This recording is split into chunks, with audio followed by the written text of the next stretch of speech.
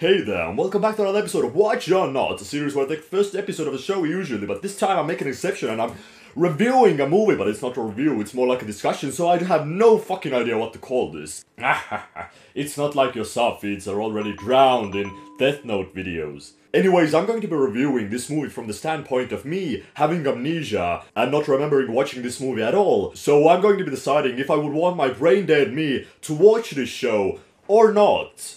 But oh my god, where do we even begin? Probably at the beginning, because we're not a fucking retard who starts in the middle. Never mind, I'm not going to start at the beginning. I'm just gonna talk about the style at first. So, oh yeah, boy, I loved how this was portrayed. Aside from having Dutch angles everywhere, which was a bit weird, everything from the scene composition to color grading was fantastic. And that's really amazing for somebody who loves to make films or understand a piece of art on a deeper level.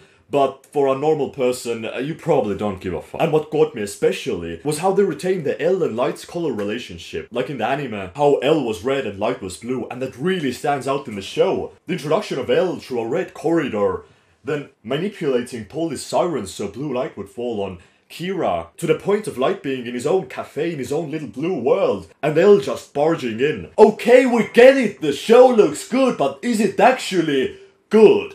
Well, I think that most of it is decided by your previous relationship to the stories. If you're looking for a perfect representation of the anime or the manga, then go fuck yourself. Are you seriously expecting them to take 37 episodes and make it into a perfect feature-length film? Even the Japanese couldn't do it in one freaking movie. So I try to watch this as unbiased as possible, forget everything I knew about the series and go in from zero, which I know it's gonna be insane. If you have seen it before, it's outright impossible. But after watching this film for a bit, it's much easier than you might think, because this really isn't Death Note.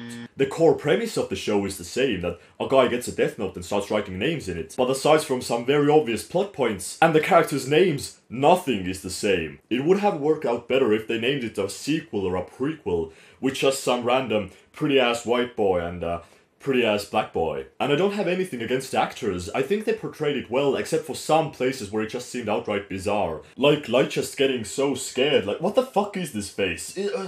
That's what? It's more like the face of a man who was in the middle of getting sucked off and got a surprise finger in his butthole.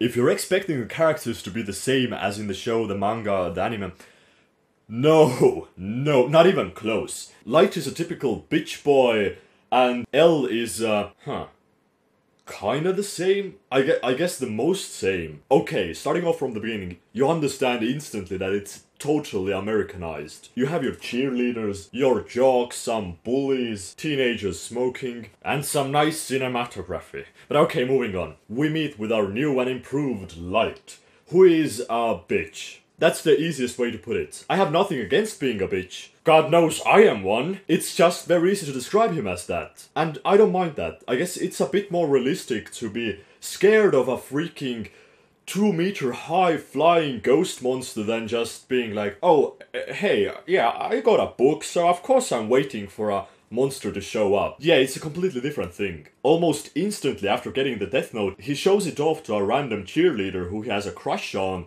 and then they become partners. Yeah, that's kind of good. That's interesting. They're not just repeating the same old story that we've seen so many times. They're spicing it up. They're bringing in new things. Like, what if Light wasn't so smart? What if he was more social? What if he had a crush and not a total psychopath? But I think the biggest flaw why people dislike it so much is because it has lost all the clever parts. In the show, they dedicate episodes just to show some clever little thing, but here, since it's so condensed, it doesn't really happen. If I remember correctly, there are like 2 clever parts. One is where Light reveals himself to the world by saying it's Kira, and the other one is at the end. But it's so well thought out that it doesn't even seem that realistic. Since also one major flaw here is that Light isn't depicted as smart as in the show. He's depicted more as a normal student. But the film still keeps referencing to him as some kind of a hyper-intelligent being. And it just turns into a jumbled mess. They try to tell us a completely different story, while still retaining a lot of major points from the show, and not explaining them that well.